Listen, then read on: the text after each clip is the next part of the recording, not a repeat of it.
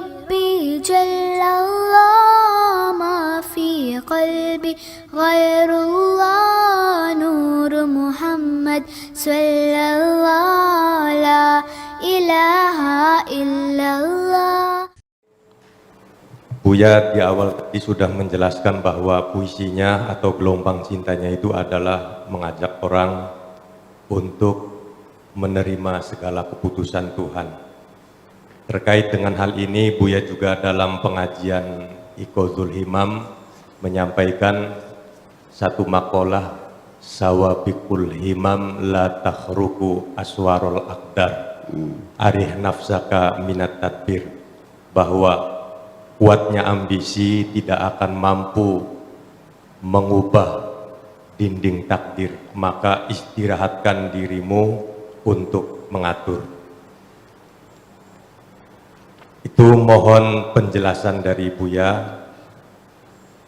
Kemudian sebagai penutup saya ingin membacakan doa ini dari Buya yang sangat indah sekali. Bismillahirrahmanirrahim. Ya Allah, jadikan seluruh gerak hamba sesuai takdir-Mu. Ya Allah, mohon tuntun hati ini untuk menerima keputusan-Mu. Ya Allah, sibukkan hamba hanya untuk pasrah patuh terhadap irodah-Mu.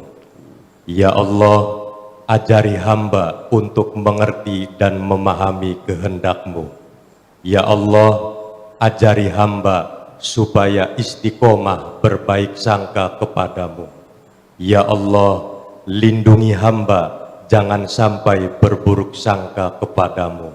Ya Allah, hamba pasrah, hamba menyerah, hamba mohon maaf atas semua khilaf. Terima kasih.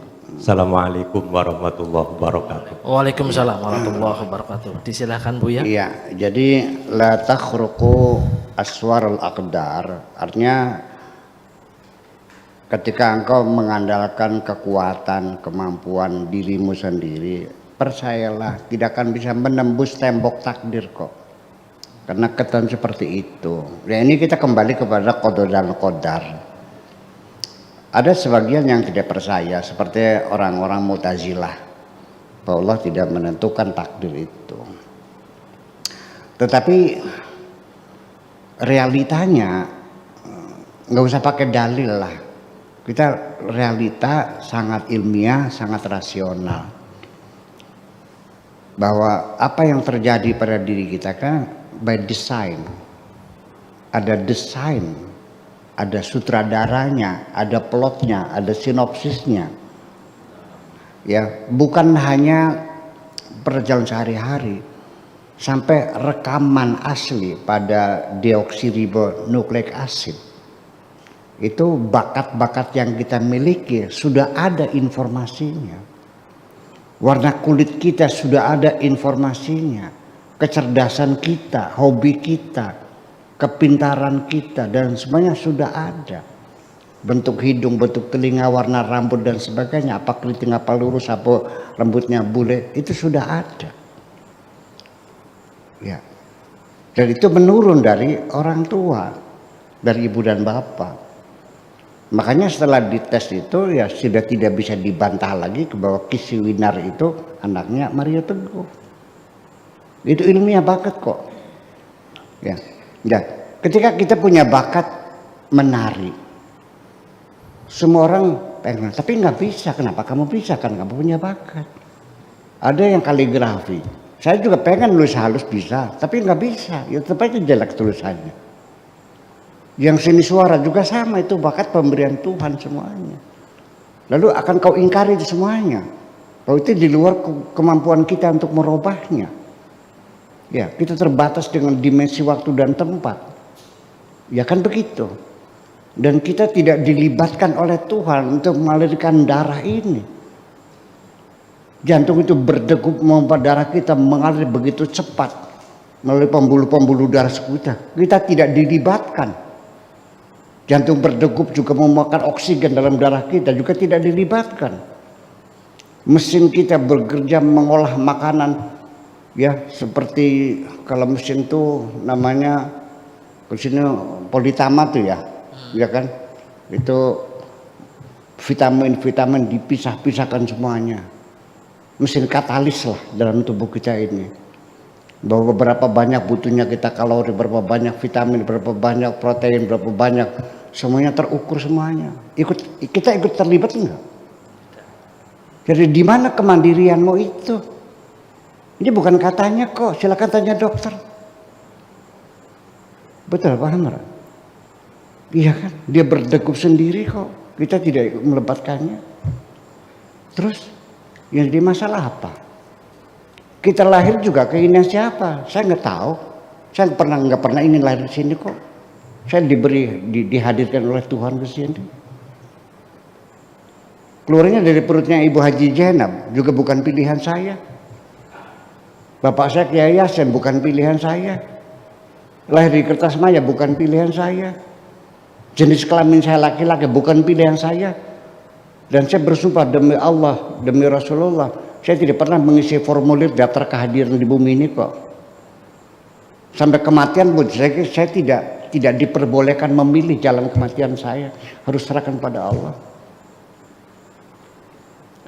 Saya tidak boleh mengakhiri hidup saya berikan pilihan saya dengan pasang leher di kereta api atau dengan minum racun, nggak boleh kok. Kan seperti itu, betul nggak? Nah, makanya orang yang tidak percaya dengan takdir Tuhan itu kan irasional. Dia merasa seperti apa? Dia nggak sadar bahwa dalam keadaan tidak berdaya, dia terima beres semuanya. Andai kan Allah menyuruh engkau untuk mengatur hidupmu, pasti tidak akan mampu. Sekarang kita bereksperimen sajalah. Andaikan Tuhanmu memberi tugas, silahkan panjangkan rambutmu sendiri. Apa yang terjadi? Engkau tidak bisa bekerja apapun. Setiap hari hanya narik-narik rambut aja. Dan juga akan bagus hasilnya. Ada yang panjang, ada yang pendek. Dia tumbuh sendiri kok. Dan pada kepanjangan tertentu akan berhenti sendiri. Alis itu hanya sekian senti, bulu ketek sekian senti. Udah, jangan bawah ya, terus aja dulu. Ya, ya kan, rambut juga sekian meter panjangnya, semua kan terbatas. Jenggot juga sekian panjangnya, akan berhenti sendiri. Semua terukur dan terakar. Yang ngatur siapa? Kita nggak pernah ngatur kok. Nah, itulah yang jadi persoalan. Jadi artinya memang standar kita adalah la haula wala quwata. Kita tidak punya daya upaya apapun, kita tidak punya kekuatan apapun. Allah yang menentukan. Nah, ini tertuduh orang yang percaya takdir itu dengan fatalisme. Itu juga salah kesimpulan. Allah tidak menyuruh kita fatal, tidak. Allah menyuruh kita bekerja. Allah menyuruh kita belajar, Allah menyuruh kita usaha, kan seperti itu. Lalu yang jadi masalah apa? Allah nyuruh belajar, sudah belajar dong. Tapi nggak pinter-pinter, nggak ada urusan, kamu yang belajar, bukan suruh pinter kok. Usaha disuruh nggak? Usaha sudah, tapi nggak kaya-kaya. Apa salahmu? Kamu sudah berusaha kok. Allah tidak menyuruh kamu kaya kok, menyuruh usaha. Betul nggak? Allah menyuruh kamu menjaga kesehatan, tapi sakit juga, jangan ada masalah. Yang penting kamu sudah berhati-hati, memilih makanan yang sehat dan sebagainya. Lihat di kadaluarsanya, hati-hati. Ya sudah, ternyata sakit juga, ya nggak ada masalah. Allah tidak akan melihat hasil kerjamu, yang dilihat adalah proses kamu bekerja.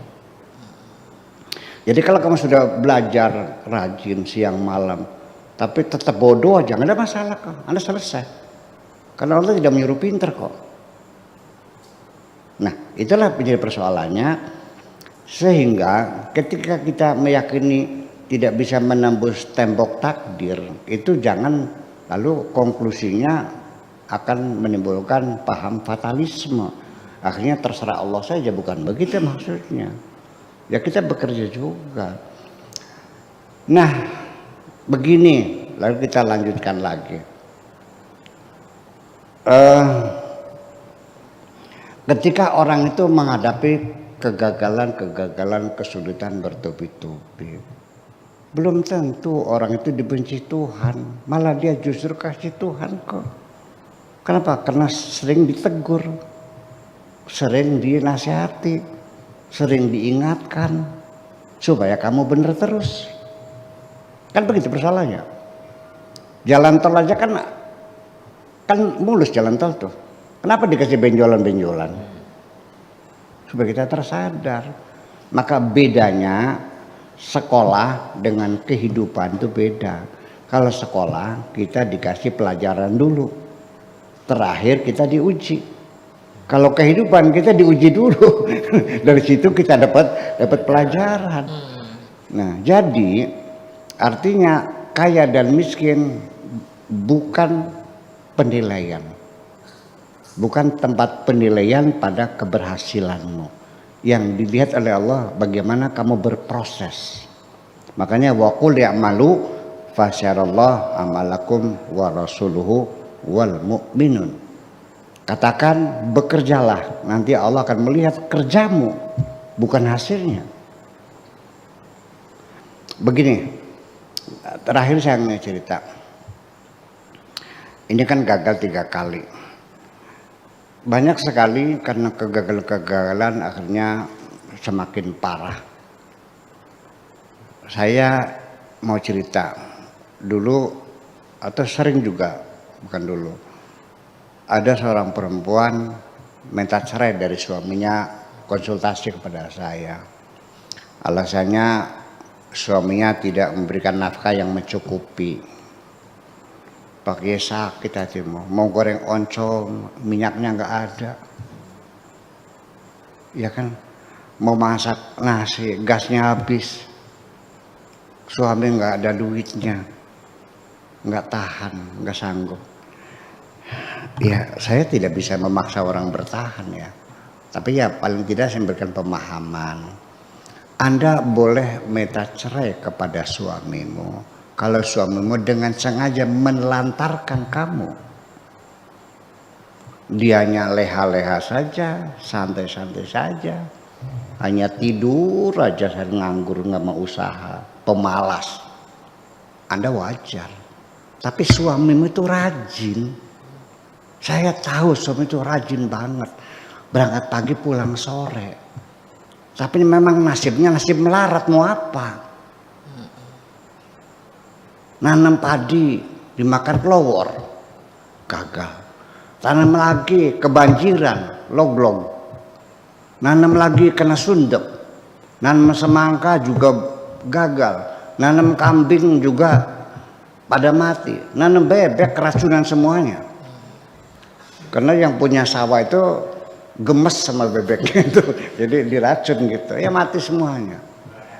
Ya, jadi apa saja gagal. Terus siapa yang mau menyalahkan? Nah, disitulah makanya tawakal itu diperlukan pada detik terakhir apapun hasilnya. Berhasil atau gagal ada 2 kemungkinan. Ketika engkau berhasil, kamu bersyukur. Ketika engkau gagal, kamu bersabar.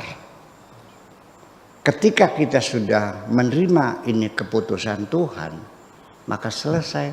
Di hatimu tidak ada penyesalan dan tidak ada kekecewaan. Saya ingin mengatakan orang yang berserah diri betapa bahagianya hidup di dunia ini. Terima kasih. Iya. Berserah diri, hidupnya bahagia di dunia ini. Itu yang ditangkap